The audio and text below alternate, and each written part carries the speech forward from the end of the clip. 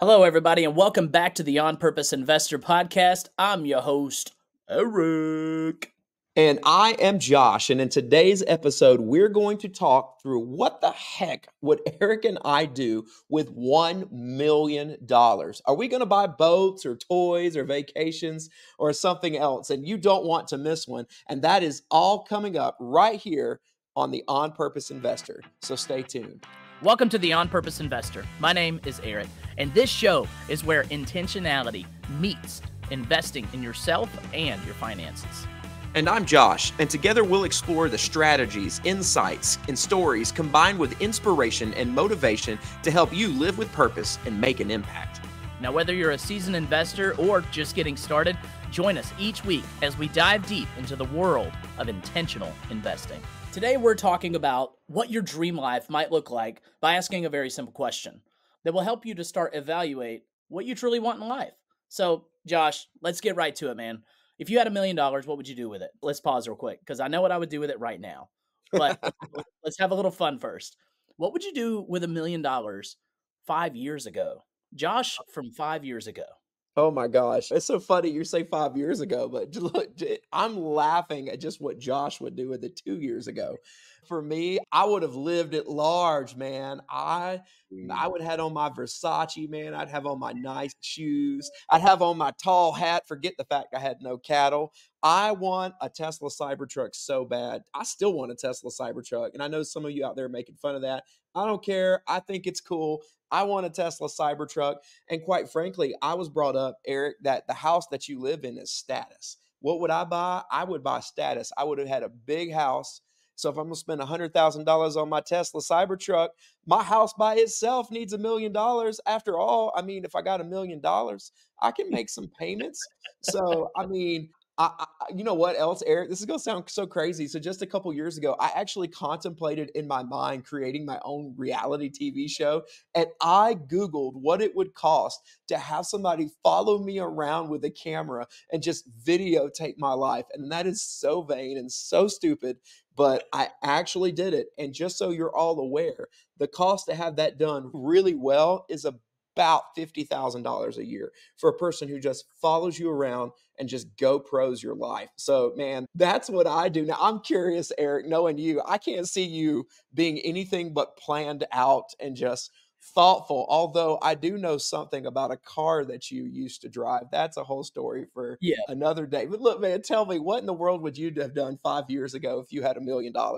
Well, Josh, I'm going to jump back a little further. I've been investing for a little longer than about 6 years now. So I'm going to jump back to like 7 years ago.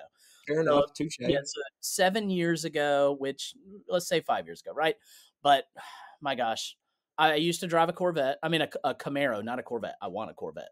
But I used to drive a Camaro. I was thinking I was highfalutin. I was living in a new construction. I thought I was doing great.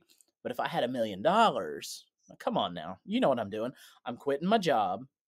I'm going to go and live on a beach for at least 6 months, if not longer. I'd probably relocate my whole life. I'd probably be on a beach somewhere in Costa Rica, drinking some type of pina colada and Yeah. set up some type of like surf shop. I don't know how to surf, but I've always had like this Eric in the entrepreneurial surf shop. I love that. That's what I do. I'd probably cancel out a lot of my debt that I had at the time. I would have paid off my student loans. I would have paid off my credit cards. But, other than that, I would probably blow 80% of it. I would just blow it. And then the 20%, I would probably hold back somewhere. I'd probably put it in stocks and bonds and just try to be a little responsible. But yeah, I would blow a lot of it. Yeah, it's so funny. Look, I would have blown 90% of mine too. I love that you just mentioned stocks and bonds because when I was growing up, I was always brought up that you need to put money, a rainy day fund, into a savings account. And so, you know what?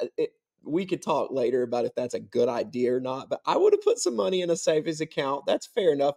Probably not as much as you. I'd only probably put $10,000, but I'd have saved a little bit for a rainy day. 1% in the savings account. That's right. Take that. My grandma would be proud. 1% Oh my saved. gosh. Now let's transition just a little bit. So we talked about like pre-investor us. what would we do with $1 million? Let's talk about what would we do with $1 million right now. What would you do, Josh, with $1 million right now? Well, I would start with there's some educational opportunities that I would go to. I know this year I'm really excited. I'm going to the EXP brokerage conference and attending the sessions that are very hyper focused on mindset and developing the mindset of not a millionaire. I'm focused on becoming a billionaire with a B, and I'm nowhere near that, but I'm focused on that. And then also, I'm attending this year the Deal Maker. My plans are to attend the Elite Deal Maker in Virginia. And that's what I've got planned now. And I mentioned that's just this year. So if I had $1 million, the very first thing I'm going to do is I'm going to find 5 or 6 different opportunities to really build my mindset. Because if I can take $1 million to develop the mindset of a multi-billionaire, that's the first thing that I would do. The second thing that I think that I would do is I would probably bless. There's a not for profit that we believe in, and I would do that the second thing. And before I spend it on some more obvious choices, because today I believe that what comes to me must go through me. I'm a person of faith, Eric. So I believe that what God gives me, I have to prove to Him or that I'm a good steward of that money. And then the third thing is, man, I would buy so much real estate. I would probably still use other people's money, but I would leverage that money to buy real estate. I think I would probably be into note investing as well. And then I would actually become more of a private money lender and sort of get into the real estate game, maybe more weighted in on that side. I would do a lot more, but that to get you started, that's where I'm at. But I think the big takeaway I would tell people if I were to do it today, man, money is not scarce, it is abundant. And I would start with developing my abundant mindset. Mindset is everything. What about you, Eric? What in the world would you do with $1 million? I love how, just briefly listening to you, how things changed in just those 5 years, right? You go from exorbitant lifestyle, keeping up with the Joneses, and status and vanity. That's like what's on everyone's mind out there. And Mm, hopefully, our listeners are not those people. But if you are, stick around for the end of this episode. We're going to help you shift that mindset. But I love how it shifted in you of, I'm going to use all this money to make my life better, to make things easier for me, to just live a more comfortable lifestyle for the now. It was all about what am I getting right now? mm, And then shift it over to what am I doing with $1 million today? There was so many different answers there that just preach the empire building, the legacy component that we love to talk about here on the On Purpose Investor. No, I'm going to invest it in ways to grow a legacy for not just me, but my children's children. that's And right. thinking of ways to not just be a forgotten picture on the wall for your great grandchildren to say that old guy used to be in our family, but now he's dead. You want to be that picture on the wall that say that's the man that changed everything That's for right. my family tree. So what would I do with $1 million today? The biggest thing I would do, like step one, I would go and give at least 15, if not 20% to various charities that we believe in. And one of them being Share the Love, which the organization that I love to contribute to. We provide mobility to those that have no option of mobility. We give wheelchairs to people that have debilitating issues that they're not able to get around. These are people in countries that are somewhat not far from us in America. They crawl to the shop in the middle of the square. They're crawling. They're walking on their arms, and sometimes they're carried on people's backs, and sometimes they're pushed around in a wheelbarrow. I mean, there's things going on out there not too far from home where if they just had a wheelchair, they Mm, would gain so much dignity, so much pride. They would gain so much just belief in themselves by having the access to mobility. So that's one of the big things that I love to stand behind and support. So that's one of the organizations I would love to support, but there are many others out there. The second thing I would do is I would take the vast majority of the rest of it and I would find ways to deploy it into assets that bring me more cash. And it wouldn't just be real estate. There would be so many different options that I would probably plug small amounts of money into. I'd probably take half of the million, about $500,000, and I would use it to go leverage in the real estate market. I would go buy different types of Airbnbs or co living properties or single family rentals. I might even get into build to rent, and I might even build an entire neighborhood. With $1 million, you're not building a massive neighborhood, but you could build a row of 5 homes for that. You put that up as a down payment on a construction loan, you could make that happen. But then there's some other things that I would do. I would really get into the AI space. I'd start investing into how we can use AI to help people that are trying to be entrepreneurs, people that are trying to get out of the 9 to 5, escape the rat race. Speaking of the rat race, if you don't see up here on YouTube, if you're not watching on YouTube, I got the Robert Kiyosaki's cash flow game up there. When my wife and I first got started investing in real estate, we used to sit on the couch. We took our TV out of the living room. We'd sit on the couch and we'd watch a Brandon Turner webinar almost every night. We'd watch reruns and stuff like that. And then right after that would end, we'd talk about it. Then we'd pull up cash flow online and would play each other until we went to bed. So I'm a junkie for cash Love flow. that. I It's love a that. great, yeah, we were so nerdy. It was such a great learning component to escape the mindset of what I used to be. And I just talked in a bunch of circles, but obviously I would spend my money so differently. I would not go buy a Corvette. Honestly, I want a Corvette so bad. I really do. But that's that delayed gratification. And I eventually will take that Care Bear, that delayed gratification Care Bear, and I'll set it down and go buy my Corvette. But not until I know that I can do it and nothing in my life will change for it. Absolutely nothing. I will not have to worry about the maintenance. I will not have to worry about putting premium fuel in it. I won't have to worry about getting $1,000 brake job. None of that's going to matter. But right now, I can't do that. And I'm not ashamed to say it. I could absolutely go buy one right now, but it would cause me to worry some because I would have to worry, hey, what if I get 4 or 5 vacancies at one time? We're going to be light for a couple months. What if something happens with my car in those months?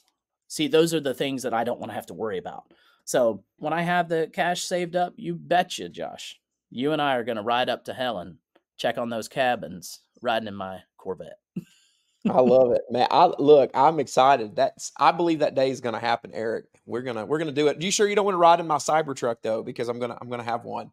If I wanted to get inside of a refrigerator, Josh, I'd go empty I out my love it.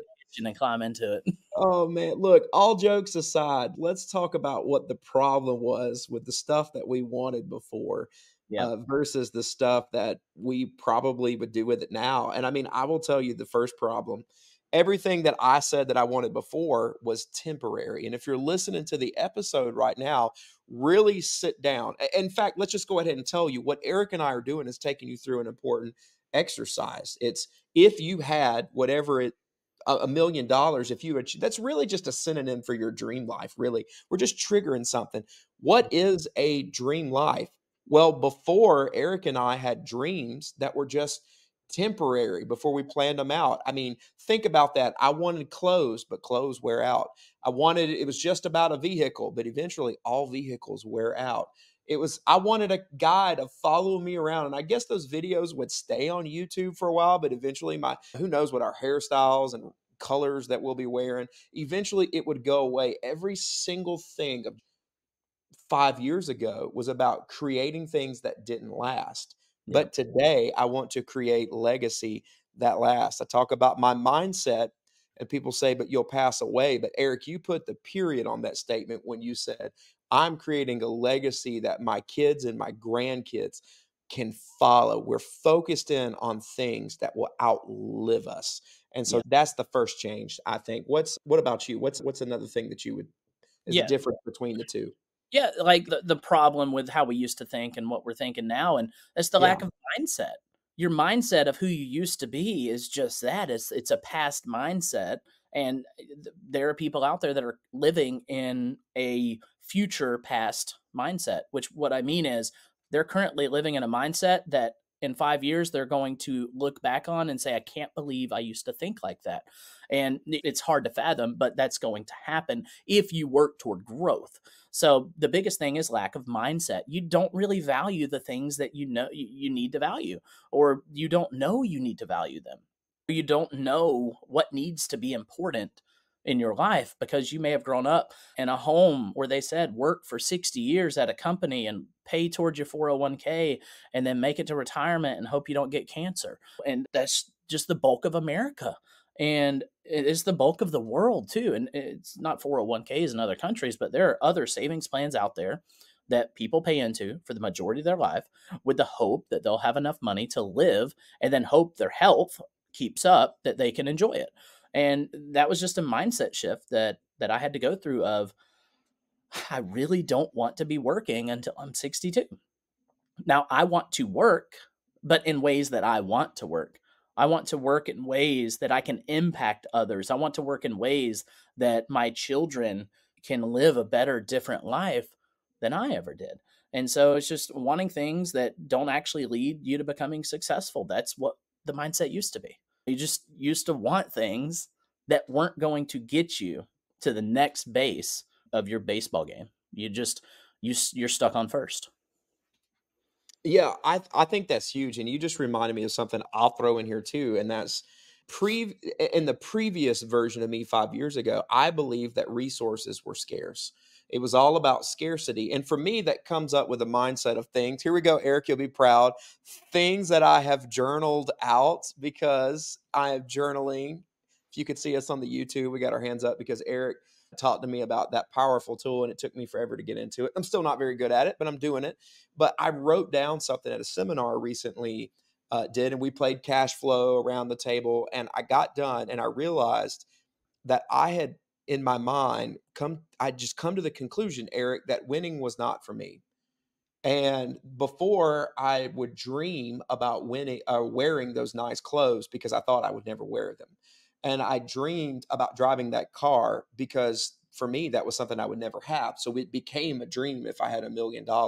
Or I would live in a big house. That was a dream because I never thought that I deserved to live in a big house. Man. I put that through today, and the truth of the matter is a car, I could get a car tomorrow if I wanted to. I could get a house I wanted to tomorrow because money is not scarce. It's abundant. It's everywhere. And I have learned that things, again, Eric, I'm just quoting you today. My favorite Eric Vogel quote, and I think we had it on the show a couple weeks ago, is that things don't happen to me, they happen for me. Literally, Eric, this past week, and we'll talk about it. We're going to talk about this at our meetup on Thursday. I'm going to mention it. I lost $6,500 this past week over a mistake that I made in my business that I made, and I'm going to tell everybody about it. So if you're out there and you want to hear about a mistake, come to our meeting on Thursday. But I lost $6,500. But see, the version of me would have literally been rolled up in a fetal position. And in today, it still hurts. I still felt the pain. But instead, I said, I lost $6,500 because something bigger is coming my way. And God is training me to be ready to handle that massive thing that is headed my way. He needed to teach this to me today Mm, because I got something bigger coming around the corner. And yeah. so the last thing I'll say is this: we'll talk about the difference of old mindset versus new mindset. See, my mind is the greatest keeper and generator of money. And that's the reason why if I had $1 million, I'm expanding my mind because if I can get this between my ears right, money is unlimited because when it was scarce, we used to think that money was like a pie. And if Eric had a big piece of that pie, in other words, he owned lots of real estate in my town, that somehow meant that I couldn't own as much as Eric because he had the bigger piece of the pie. But that's scarcity because you believe there's only one pie. Today, I realize that I want Eric to own millions of houses across our state because there's enough pie for everybody because Eric and I aren't worried about eating the same pie. But baby, we're making pie factories. That- We got the factories. When one pie goes, I'm just creating another pie, and there's pie for everybody. So, anyways, I say all that to say, I mean, that mindset that I hope people just really start to really ponder. Journal that out, by the way. If you think you can't have something, critically write out why you can't do it. Now, Eric, let me ask you a Christian, that's so funny, a question. What was really going on that made you think the way you used to think? Like I just talked about how to journal. My answer was that winning wasn't for me. But Yeah. what was it for you? What was the thing that, I mean, what was your realization? Well, and I don't think it's just for me or just for you. I think there's always surface level issues and Mm, then there's root issues. And we all know that having a cough is not actually the problem. You have a cough from something else. You have an underlying ailment, right? The cough is directly related to your COVID or your pneumonia or whatever it is that you have. The pneumonia is not even the root. How did you get the pneumonia? How did you get COVID? How did your body allow that in? And then it's like a nutrition and a health thing. And then it's, well, why is that actually an issue? Well, below that is, well, I'm not motivated to exercise. I'm not motivated to eat well. And then there's about 10 more underlying issues to, well, I have a cough.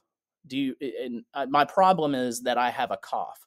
I promise you, the cough is the least of your concerns, right? So, what is really going on below the surface? For me, I would say that I broke it down to I was living a life of ignorance by way of lethargy. I was so unmotivated to learn about living a different life. And because I was so unmotivated to learn about living a different, better, more wealth focused life, a legacy life, an empire building life, because I had that not on my mind, I was ignorant to the fact that those people even were there, or that they thought different, or that they spent their money differently, or that they lived their life differently. I didn't even think about it. I was ignorant to the fact that if I just changed the way I acted, by changing the way I thought, by changing the way I fed my thoughts, the way I fed my mind and fed my soul, mm. I could change everything. So it was ignorance from lethargy or lethargy, however you want to say it. That's like a really big root issue. But below that is, why were you lethargic? Well, there's so many things that can make people lethargic. And I'm not talking about lethargic, don't want to get off the couch. I'm talking lethargic of, I'm good with my life. I'm good with what I got. But are you really? Don't you want something a little better? Don't you want something a little more? Don't you want your kids to have more? Don't you want your grandkids to have more? Right? So that was like all of the underlying things that I was younger and I didn't know to know. And it wasn't until I accidentally stumbled into real estate investing that I accidentally went on Bigger Pockets website after my wife visited it one time. She's like, "You got to check this out." And then listening to a couple of podcasts and then listening to how other people think, how other people act, how what other people are doing. And then I heard a podcast episode of there was this teacher that loved teaching and they loved doing what they did, but wanted something more. And I'm like, do I want more? Is there more? And then you hear their story on a podcast somewhere of how they changed their life by just buying a house every year, just one house a year, and saving up money and cutting out everything and living a life of simplicity and figuring it out. And then hearing how 5 years later they don't teach anymore. They're finding ways to give back to the community in other ways, and they're impacting so much more in like a 10x way. And so it wasn't until I accidentally found myself in that community of thinking differently. I was ignorant because I was lethargic. Yeah, I look, I think that's so true, and I see a lot of that in my life. Look, interesting enough too, I also wonder if sometimes lethargic or lethargy comes at us because we don't really see direction. Yep. Like, I mean, at one point you mentioned this too, like you were happy with your life the way it was, or you weren't really trying to seek anything. But did you feel from your perspective too that maybe it was because until you stumbled upon Bigger Pockets and your wife found that? I mean, how you don't know what you're missing when you don't know it's there. You know what I'm saying? Like there's no real direction. I You mean, don't know what you don't know. And that's the unfortunate truth behind so many issues out there.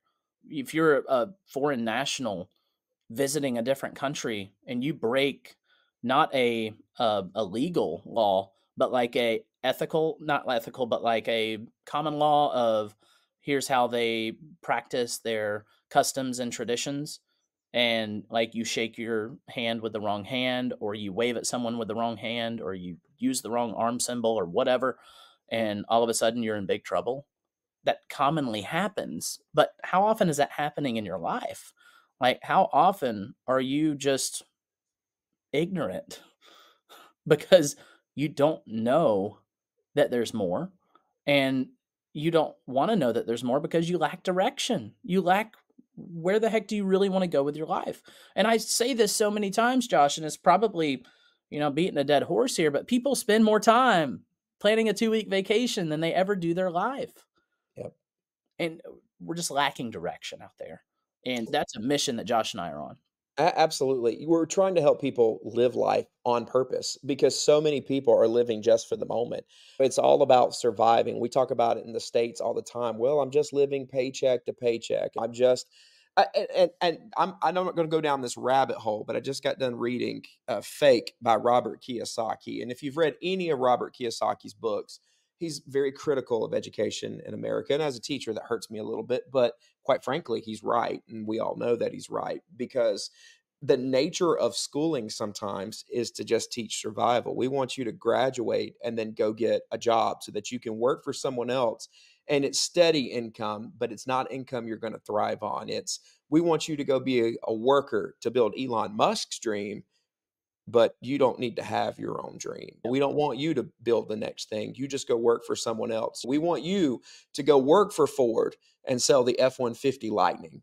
But that doesn't mean that you're going to design the next fuel efficient vehicle that actually does work and really saves the planet. It's so many things like that that I think everything around us, people don't realize that they've created a mindset of survival Mhm. because we're just brought up to do that. I mean, and look, shifting gears a little bit, Eric, thinking Yeah. about your choice of money today, how are the choices better? Well, I think they're better for me. They're not necessarily going to be better for everyone. My choices today are better for me because I am focused on building a legacy. I am focused on creating generational wealth. And I'm not saying creating generational wealth in the sense of handing my children everything that my wife and I built. We're handing them knowledge. We're handing them mindset. We're handing them traditions of what do you do to be a safe handler of money, big money. What does that even look like? What does it feel like? As a kid, $20 was a lot of freaking money. When it just there's so many instances of the story of money was taught to me through the daily interactions of money as a child, and I just let that continue into my adult life. What else are you going to do? That's all. That's the story. But investing in our children to think differently, to have a different mindset right out of the gate, they're going to approach life so differently. I wish I could have the mindset I have now as a 12-year-old kid, because I just wonder how I would approach bullies, because I got bullied a lot as a kid. How would I approach strife? I went through a lot of that as a kid. How would I approach winning? Would I be compassionate? Would I be more compassionate to those that I won against? Would I help people more? Would I try to give more as a kid? And how, if I could have started this mindset when I was a kid, the growth factor of that mindset would have been incredible. And so thinking about it, why is this choice better? It's not necessarily just for me. It's for my kids. It's for my kids to know that they're not going to start out life when they leave my house, when they're 18, God willing, they leave. That yeah, it's been a crazy day with a 3-year-old and a 1-year-old, so I'm looking forward to 18. I know tomorrow it'll be different, but right now but I'm just thinking, like, investing in their mindsets and their actions, that is the biggest thing for me, is I didn't know what I didn't know back then, and I know I didn't have kids back then, and I wasn't thinking about that back then, but I don't know how much I would have thought about that with kids with that old mindset. What about you? What are you thinking about? How is your choice with your handling of $1 million today? How is it better than what you would have done 5 years ago? Well, to be honest with you, you touched on most of it. I mean, we already mentioned I would invest today in things that last, building a legacy and future driven. And I pause right there because you said something, and I'll tell you an interesting story, which you were there, Eric, so I know about this. Future driven. Today, I'm very focused on the future, but you were just talking about parenting. So I have a 17-year-old son, and I've been involving him in the family business. So he's been managing over the past year, he's been managing our rental properties, both our single family rentals and our pad split. And he's been doing all this work, but in the last year, he's started pausing. He'll get done.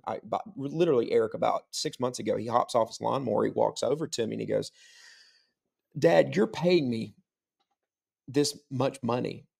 How are you making money?" And I said, "Well, actually, what I pay you is just a fraction. Let's walk through this. But what if I told you that just six of these will make you more money than you'll make after you come out of college, and it costs you far less money to do that?" And he just looked at me and he stared, and we've been talking about this. But last month he came to our Dealmaker Atlanta meetup.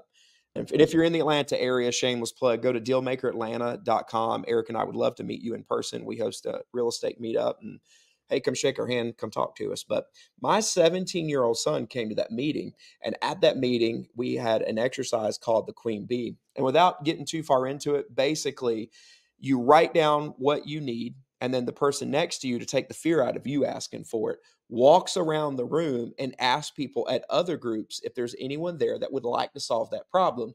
And if the answer is yes, they hand a sheet of paper that basically has their name and phone number. Well, my son wrote down two things. The first thing he wrote down was that he's trying to figure out in real estate what he's going to do. Would someone mentor him and give him some experience on being a real estate appraiser? And then, would someone ever lend him money? And he comes home that night, Eric, and he goes, "I have these people that I'm going to make phone calls, and they said that they would love to sit down with me because they're appraisers and they want to tell me about it." And he goes, "Dad, I put that I needed money to buy houses, and there were like six people, and they knew who I was because they were all pointing at me, the 17-year-old kid, and chuckling." He goes, "And one guy even came over, and it was, by the way, it's James." He Yep. said, "James looked at me and told me that he believed that one day I could do it and that he wanted to be a part of it." Oh, wow. And I look forward to seeing James. If you hear this podcast, I got to talk to you on Thursday, talk to you about this. But it made such a huge difference for my son because at 17 years of age, Eric, he discovered that money is abundant. The only thing that we have to change is our mindset. And I think that's huge. And I watched that happen. And you're talking about your kids. What's really cool as a father is I thought, and if I had that realization at age 17, where would I be today? Eric would be on a podcast and I'd be telling you, instead of saying about fancy cars and fast whatever 5 years ago, I'd be telling you something completely different about a legacy that I built and I started 5 years ago. Yeah. And it's cool that next generation, man, they're going to be the ones that do big things. But But look, it's up to us. It's really up to us to instill the growth of a next generation. And you can do that as a teacher. You can do that as a deacon at a church. You can do that as a hall monitor. I mean, it really depends. I mean, well, actually, it doesn't depend. You can make an impact no matter where you are in life. look, absolutely. And look, I know we've talked about a lot of things too on the show today that Yeah. were kind of our personal experience, but let's get this down into some practical steps because I know you and I are really big on if you're going to change your life, you got to start today. You got to take massive action. So, Eric, give us a few things. What are some ways that if someone's listening to the episode and they say, "Yes, I'm all in," what's the massive action that we can start with today? Yeah. The very biggest first thing I would do is, if you're not an avid reader, I would start doing it, because there are so many wealthy, successful, hyper giving people out there that have written books on how they did it. They talk about almost every single book that I've read about a personal journey of someone that has become wealthy and impactful in this world. They always talk about where they came from, how they shifted what they were doing, and where they are today. And I promise you, if you read it, just two or three of those books, you're absolutely going to start realizing, how do you align with what they're doing so that you can too experience what they're experiencing. There's just so many books out there that share knowledge. And for $20 for a book on average, would it not be worth spending 20 bucks on a book to shift your mindset to one day become something you thought was impossible? that I'd pay $20, yeah, every minute, every day, every minute of every day. I'm cheap, If Eric. that I were the got a case. library card. Like, I didn't know I never thought about it, and this is literally, like, last month, but reading books is huge, and I've spent I'm gonna go ahead and say thousands, and I don't even think that's made up, just in the last probably 14 to 16 month reading. It is crazy. And but my wife loves to read too. She goes, "Josh, you can get a library card." So I say all that to say, Eric, on this, a practical tip too, is go get you a library card. And I Yeah, even downloaded an app from my public library that I can check out books online into my Kindle, and I don't even have to go to the library. Building Wealth by John Shaw. Yeah, I just got that today off the public library. So yeah, and, one of those one books rental that at a I would time. That's what it I is. would run to get this book if you've not made a single action into shifting your mindset and growing into the next version of yourself, I'd read Robert Kiyosaki's Rich Dad Poor Dad. That's Mhm. definitely one to go read. This one might sound a little silly and crazy. This one's it's by Chip Gaines, and it's called Capital Gains, but Gaines. Chip and Joanna Gaines, they used to have the Extreme Home Makeover show on HGTV. Now they have their own TV show and they doing their own thing. But just listening to how Chip Gaines, how he started, how he grew, where he went, and what he's doing, that was a great one. And another one that's not even real estate related, Matthew McConaughey's book Greenlight. Greenlights is another incredible read, just talking about shifting your mindset on focusing in on the positive things on a daily basis, figuring out if something's a green light or a red light in your life. Do you pursue this? Do you stop? Do you avoid? Those are just two little off the cuff books that I recommend. But absolutely, Robert Kiyosaki, Rich Dad Poor Dad. Go get that book. It's one of the best mindset shifting books that anyone could get. Yeah, don't forget Rhinoceros Success by Oh Scott yeah, Alexander. that's And look, I like Good to Great by Jim Collins. mm, There's something about that book that I really like. And what is it? Dan Sullivan's Who Not How? Is yes, it and Dan Ed Sullivan? Hardy, Dan Dan, Hardy. Ed Hardy, yeah, those are all great books. So shifting your mindset to think differently, Josh. I want you to talk about this next one, man, because this one is one of the hardest ones to be honest with yourself about. And go ahead, take it away. Yeah, it is, and that is just to get right to it, is you have to take a look at what your friend group looks like. For me, I read a book by John Maxwell, and in the book, John wrote so many books, it's the epitome of leadership, but basically he says that if you write down a list of the 10 people that you are around, that you spend the most time with, that is who you will be in 10 years. And so if you want to once you discover what your dream life is, or today maybe you journaled out, if I had $1 million, this is what I would do with it, or this is what my life might look like. You have to go the next step and identify and ask yourself the hard question. The group of people that you are with, are they part of the problem? Are they part of the solution? If I hang out with Yes. people who believe that everything is scarce, then I will be in the scarcity club. But if I hang out with people who preach abundance, then at some point, by being with them, I believe it's because they changes your mind. But at some point, if I'm where abundance is, abundance will find me. Yep. If I hang out with people who always say, well, I have no time. I have no time for my family. I have no time to volunteer at my church. I have no time to do these things. And you just spend all your time with them. Guess what? You'll have no time. But if you hang out with people that are creating time, then somehow time finds you. So I think that you have to really sit down. And here's the hard part too, Eric, is this might mean you have to make some shifts, Yep. because if everyone at your job is negative, what does that mean that you might have to do? If maybe you attend a church, which church by nature is a great place, but if you attend a church or a place of worship where you're taught that everything in the world is bad, it's all evil, and there's no way, there's nothing good, no good person, no anything. What does that do to your mind? I don't know. That's getting into religious stuff. I'm gonna stop Yep. there and let people ponder that. But those are Yep. questions that I've pondered. And I have to tell you, Eric, I have a lot of friends now that are still, because they were friends that I had that were, and they're at my job and they were abundant mindset friends. But throughout the last 2 years, I've had to let things go. Something else just to put it out there too. I'm gonna give you a little quote as far as doing the right thing and changing your mindset. When you get ready to change your friend group, it will not be easy. And a period is going to happen where you're going to lose some and you're going to feel all alone. And you won't be all alone forever. You're going to find that group. But someone once told me, always remember that pigeons fly in flocks, but eagles can soar alone.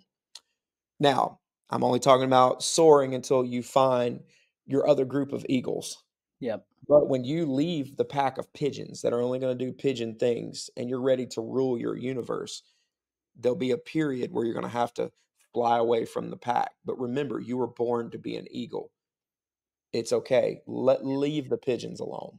Yeah, and I would like to tack on there, be careful of those that are pigeons in an eagle body, or people that act That's a like good eagles, point. but they're actually pigeons.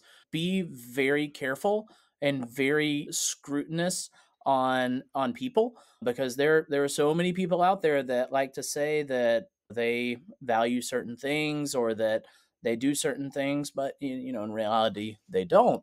And so and sometimes it might be yourself. Sometimes you have to be honest with yourself.